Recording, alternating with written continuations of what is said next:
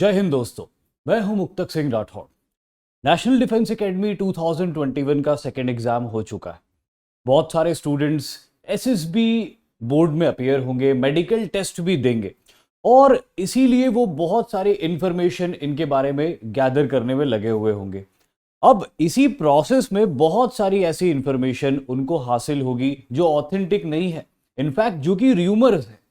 आज हम इस वीडियो में ऐसे ही मिथ्स को, ऐसे ही र्यूमर्स को बर्स्ट करेंगे जो कि एसएसबी मेडिकल टेस्ट से जुड़े हुए हैं। तो आइए देखते हैं एक एक करके क्या क्या कॉमन और कुछ तो बहुत ज्यादा हिलेरियस र्यूमर्स जुड़े हुए हैं एसएसबी मेडिकल टेस्ट के साथ में। सबसे पहला और इंपॉर्टेंट र्यूमर जो कि बहुत से स्टूडेंट्स जिसके कारण परेशान होते हैं वो है that you have to go through a physical test. देखिए, क्योंकि आर्म्ड फोर्सेस की सर्विस है इसीलिए फिजिकल फिटनेस का बहुत इंपॉर्टेंस होता है। लेकिन बहुत से लोग ये सोचते हैं कि क्योंकि फिजिकल फिटनेस का बहुत इंपॉर्टेंस होता है इसीलिए कुछ बहुत टफ फिजिकल टेस्ट होता होगा मेडिकल बोर्ड में। ऐसा बिल्कुल भी नहीं है। हाँ, डेफिनेटली आर्म्ड फोर्सेस में फिजिकल फिटनेस का बहुत इंपॉर्टेंस होता है, लेकिन जो एकेडमीज आपको ट्रेन करती हैं उन्हें सिर्फ आपकी मेडिकल फिटनेस चाहिए होती है। फिजिकली तो वो आपको फिट बना देंगे। अगर आप मेडिकली फिट हैं तो आप उनकी स्ट्रीनियस ट्रेनिंग को एंड्योर कर लेंगे और एक बार वो ट्रेनिंग आपने एंड्योर कर ली, पूरी कर ली, तो फिजिकली तो आप बहुत रोबस्ट हो जाएंगे। इसीलिए मेडिकल बोर्ड्स को आपकी मेडिकल फिटनेस चाहिए होती है, ना कि आपकी फिजिकल फिटनेस। देखिए, फिजिकल फिटनेस का मतलब ये नहीं कि आप फिजिकली फिट नहीं है तो भी चलेगा। डेफिनेटली आपको रीजनेबली फिट होना पड़ेगा। लेकिन मेरा यह कहना है कि अगर आप ये सोच के तैयारी कर रहे हैं कि वहां पे कोई बहुत टफ फिजिकल टेस्ट होगा तो परेशान मत होइए। अगर आप थोड़ी बहुत रनिंग कर सकते हैं घर पे, पुशअप्स, चिन अप्स, सिटअप्स जैसी छोटी छोटी एक्सरसाइजेस कर सकते हैं तो वेल एंड गुड, बहुत अच्छी बात है ये। लेकिन अगर कोई कैंडिडेट किसी कारण से इन एक्सरसाइजेस को नहीं कर पा रहा है तो वो हताश ना हो, वो डिमोरलाइज ना हो। ऐसा कोई फिजिकल टेस्ट से आपको नहीं गुजरना पड़ेगा कि आप 8-10 चिनअप्स आपको लगाने के लिए कह दिया और आप नहीं लगा पाए। ऐसा टेस्ट नहीं होगा। मोस्ट इंपॉर्टेंटली आप मेडिकली फिट होने चाहिए ताकि आप उनकी ट्रेनिंग को एंड्योर कर सके, और वो ट्रेनिंग एक बार आपने एंड्योर कर ली तो फिजिकली आप रॉबस्ट हो ही जाएंगे। अगर आप करते हैं कोई एक्सरसाइजेस फिजिकली फिट रहने के लिए तो बहुत अच्छी बात है, नहीं करते हैं कोई प्रॉब्लम नहीं है। Medical fitness is more important और इसीलिए किसी फिजिकल टेस्ट से आपको नहीं गुजरना पड़ेगा। Next rumour is very high medical standard. ये भी एक बहुत बड़ा मिथ है कि आर्म्ड फोर्सेस को ज्वाइन करने के लिए बहुत हाई मेडिकल स्टैंडर्ड्स की जरूरत होती है। डेफिनेटली आपको कुछ स्टैंडर्ड्स रहेंगे जो पूरे करने ही होंगे तभी आप मिलिट्री सर्विस के लिए फिट हो। देखिए, मिलिट्री सर्विस कोई आसान काम नहीं होता। मिलिट्री सर्विस के अंदर कॉम्बैट होता है, लाइफ एंड डेथ सिचुएशन होती है, इसीलिए किसी तरह की कोई कमी बर्दाश्त नहीं की जाती है। लेकिन जो चाहिए वो बहुत बेसिक और एवरेज चाहिए। आपको सिर्फ एक नॉर्मल इंडिविजुअल होना होगा। अब जरा हम थोड़ा मेडिकल स्टैंडर्ड्स की कुछ बेसिक रिक्वायरमेंट्स को देखें और एनालाइज करें उसको, तो हमको पता चलेगा कि कुछ भी एक्स्ट्रा ऑर्डिनरी नहीं मांग रहे हैं। अगर वो ये मांग रहे हैं कि आप नॉक नीज नहीं होना चाहिए, तो ऐसे कितने लोग होते हैं जो नॉक नीज होते हैं? बहुत कम नंबर होता है। अगर वो ये कह रहे हैं कि आप फ्लैट फुटेड नहीं होने चाहिए, तो ये भी कोई बहुत कॉमन चीज नहीं है कि सभी फ्लैट फुटेड होते हैं। बहुत रेयरली लोग फ्लैट फुटेड होते हैं। कलर ब्लाइंडनेस ज्यादातर लोगों को नहीं होती है। कैरिंग एंगल ज्यादातर लोगों का नहीं होता है। बॉडी के इंटरनल ऑर्गन ज्यादातर लोगों के आइडियल शेप साइज में होते हैं। तो यही तो उनको चाहिए। अगर आपको सीजर की प्रॉब्लम है तो ये बड़ी प्रॉब्लम है, ये एक रेयर प्रॉब्लम है। लेकिन कितने यंगस्टर्स को, कितने कैंडिडेट्स को सीजर की प्रॉब्लम होती है या कितने कैंडिडेट्स को पाइल्स की प्रॉब्लम होती है? ये बहुत रेयर चीजें होती है। यही वो चीजें होती है जिसकी वजह से रिजेक्शन होता है। और अगर ये चीजें नहीं है तो कोई बहुत हाई स्टैंडर्ड्स नहीं वो मांग रहे, आपको सिर्फ एक नॉर्मल इंडिविजुअल होना होगा जो एक एवरेज लड़का या लड़की होते हैं। इतना ही सफिशिएंट है। उन्हें कोई सुपर ह्यूमन नहीं चाहिए कि वो 1000 किलोमीटर दूर भी देख लें कि दुश्मन आ रहा है या नहीं आ रहा है। उसके लिए बहुत सारे इक्विपमेंट्स आपको दिए जाएंगे। तो ये बात बिल्कुल अपने दिमाग से निकाल दे कि कोई बहुत high super human like standards की रिक्वायरमेंट होगी। अब 14 डेंटल पॉइंट्स तो सबके होते ही है ना। तो ये 28 दांत भी अगर आपके मुंह में है तो आप थ्रू हो डेंटल टेस्ट के अंदर, कोई प्रॉब्लम नहीं है उसके अंदर। तो यकीन मानिए बहुत एवरेज स्टैंडर्ड्स हैं, और इन एवरेज स्टैंडर्ड्स को अगर आप पूरा करते हो तो फिर आप थ्रू हो जाओगे, बिल्कुल भी कोई हाई स्टैंडर्ड्स नहीं होते हैं। इसके बाद अगला myth, one weakness and you are out.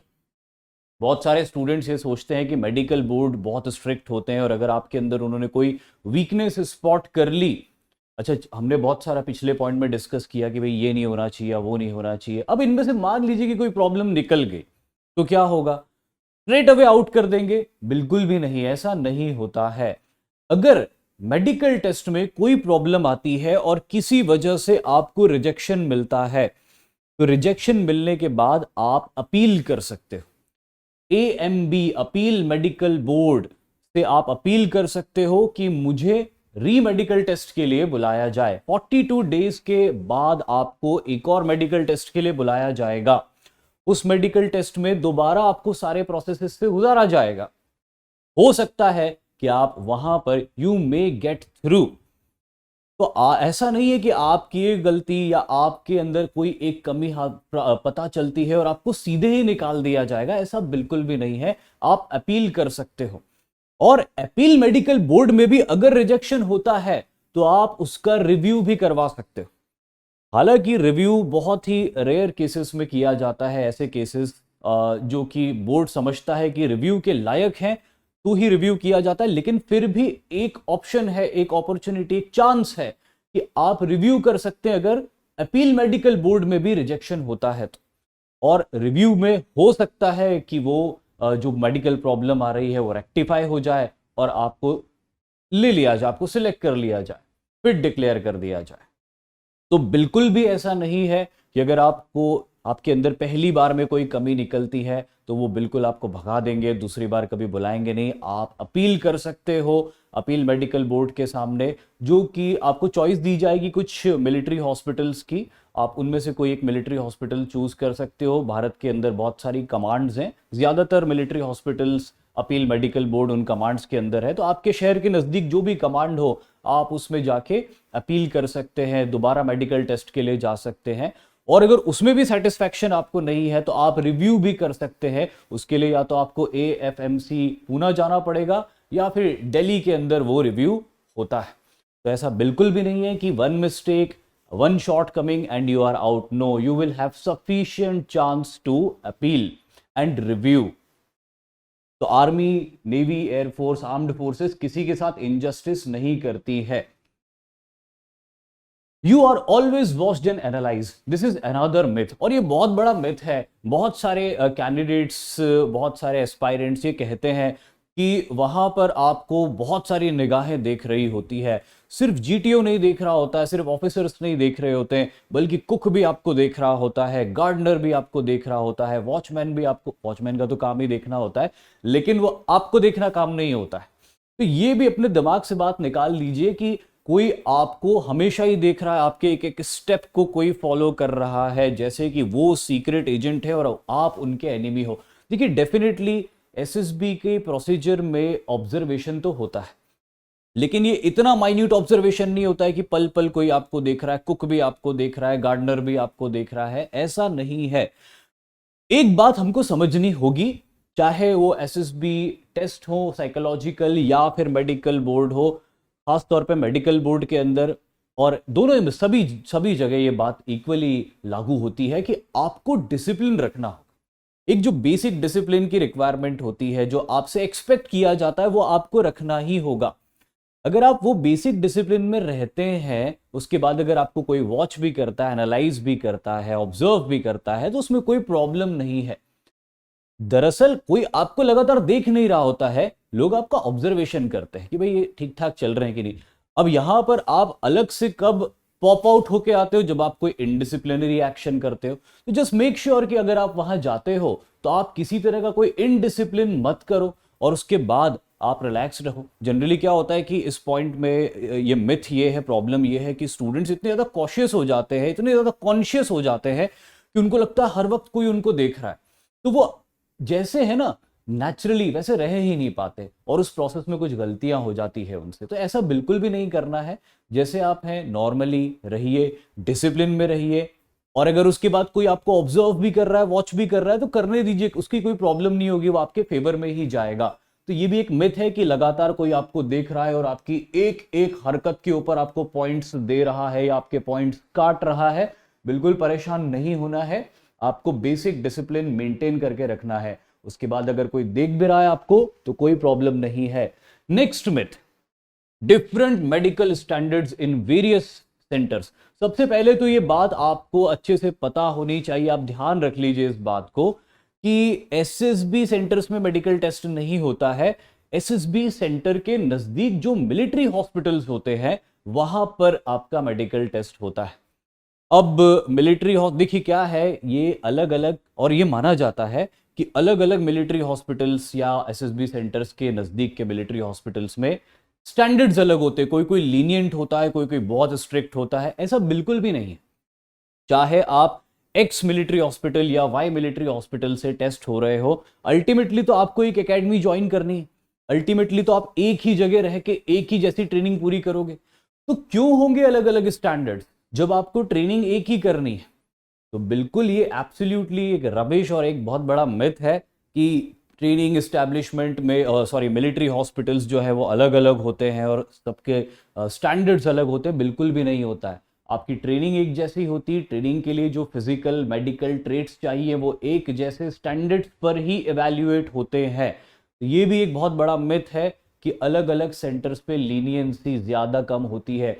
SSB वाले मिथ वाले वीडियो में भी हमने यही देखा था कि कुछ सेंटर्स को रिजेक्शन सेंटर कहा जाता है, कुछ नहीं कहा जाता। ऐसा नहीं है, बिल्कुल भी नहीं है ऐसा।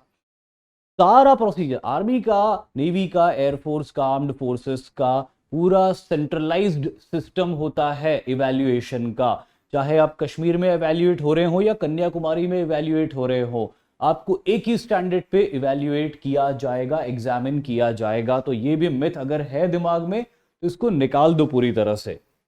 अगली बात, फूड फ्रॉम गुड रेस्टोरेंट। देखिए यहां पे कितने डिलीशियस फूड के फोटोग्राफ्स हैं। तो दिस इज द, देखिए बहुत सारे कैंडिडेट्स होते हैं जो ये सोच के जाते हैं कि बहुत बढ़िया खाना मिलेगा। ऐसे कैंडिडेट्स के लिए this is the expectation and this is the reality. आपको किसी भी बहुत बड़े रेस्टोरेंट से खाना नहीं मिलेगा, आपको खाना एसएसबी सेंटर से मिलेगा। आपका खाना सेटिस्फाइंग होगा, आपका खाना सफिशिएंट होगा, आपका खाना हाइजीनिक होगा, दैट्स इट। और इससे ज्यादा कुछ चाहिए भी नहीं एक एस्पायरेंट को। तो ये भी एक हिलेरियस मिथ है कि कोई बहुत बड़े 5 स्टार होटल या रेस्टोरेंट से खाना आएगा। बिल्कुल भी नहीं आएगा, लेकिन खाना अच्छा आएगा जहां से भी आएगा। इसके अलावा कुछ और भी मिथ हैं एसएसबी से जुड़े हुए, जैसे कि एसएसबी मेडिकल टेस्ट की अवधि बहुत लंबी होती है, इसका ड्यूरेशन बहुत लंबा होता है। बिल्कुल नहीं होता है, 5-6 दिन का ड्यूरेशन होता है। Rarest of the rare cases में 10 दिन तक ये जाता है। वो भी कभी कोई इमरजेंसी सिचुएशन आ जाती है तो ऐसी बात होती है, अदरवाइज ये 5-6 दिन से ज्यादा का प्रोसेस नहीं होता है। एक और डाउट आता है बहुत सारे स्टूडेंट्स का, और बड़ा रीजनेबल डाउट है ये, कि अगर आप मेडिकल बोर्ड में अपीयर कर रहे हैं, पैरेलली उसी वक्त आपका एक और एसएसबी अटेम्प्ट आता है, तो आप क्या करेंगे? क्या आप क्योंकि आप मेडिकल बोर्ड में आ गए हैं, यानी कि बिल्कुल final state of selection procedure में आप आ गए, तो उसको आप छोड़ नहीं सकते। तो क्या आपको एक एसएसबी छोड़ना पड़ेगा? बिल्कुल भी नहीं।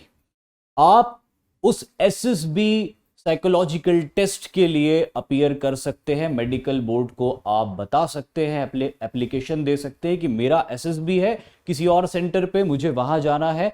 तो वो आपको अलाउ करेंगे कि आप उस एसएसबी सेंटर पे जाके टेस्ट दे सकते हैं और दोबारा कुछ दिनों बाद इस मेडिकल बोर्ड के सामने आके अपने आप को एग्जामिन करने के लिए प्रस्तुत कर सकते हैं। तो अगर पैरेलली ऐसा हो जाता है कि आपका मेडिकल टेस्ट और एक और एसएसबी साथ में आ जाता है, तो घबराने की कोई बात नहीं है। आप मेडिकल बोर्ड को बता सकते हैं कि I have another SSB to attempt for, you can go, they will definitely allow you to go for that and they will give you time that you can come back under these many days or you can come back on this date। वो आपको date allot कर देंगे, उस date को आप वापस आ सकते हैं और वापस आकर मेडिकल बोर्ड के सामने प्रेजेंट हो सकते हैं एग्जामिनेशन के लिए। तो ये एसएसबी से जुड़े हुए, मेडिकल टेस्ट से जुड़े हुए कुछ मिथ्स थे जो हमने बर्स्ट किए। आपको मैं यही कहूंगा कि आप तो सिर्फ अपना बेस्ट दीजिए। आप चाहे एसएसबी साइकोलॉजिकल टेस्ट में अपीयर हो रहे हो, ग्रुप टास्क में अपीयर हो रहे हो, या फिर मेडिकल बोर्ड के सामने अपीयर हो रहे हो, गिव योर बेस्ट। डिसिप्लिन में रहिए, ये बहुत ज़रूरी है। जो एक बेसिक डिसिप्लिन होता है वो आपको मेंटेन करना ही होगा। और उसके बाद आप चिंता मत कीजिए, किसी भी र्यूमर की, किसी भी मिथ से परेशान होने की ज़रूरत नहीं है। Give your best. आपके हाथ में आपका कर्म है, फल नहीं है आपके हाथ में बिल्कुल भी, लेकिन आपके कर्म से आप अपने फल को बेहतर बना सकते हो। अच्छा कर्म आपके अच्छा फल देगा। मिथ से डरने घबराने की कोई ज़रूरत नहीं है। जो भी होगा वहां होगा और वो देखा जाएगा। परेशान होने की कोई रिक्वायरमेंट नहीं है। और इसी के साथ ये मिथ बस्टिंग वीडियो हम पूरा करते हैं। जय हिंद।